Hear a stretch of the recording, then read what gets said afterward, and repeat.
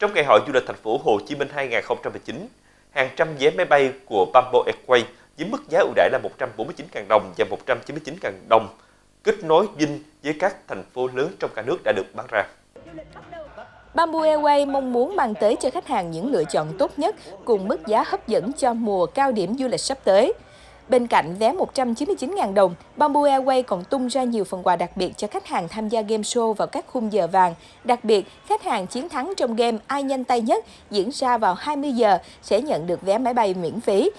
Trong khuôn khổ sự kiện hội nghị quảng bá du lịch Nghệ An, công bố tour hành trình về nguồn và khám phá vẻ đẹp xứ Nghệ, Bamboo Airways đã ký kết thỏa thuận hợp tác phát triển du lịch cùng Hiệp hội Du lịch tỉnh Nghệ An và Hiệp hội Du lịch thành phố Hồ Chí Minh.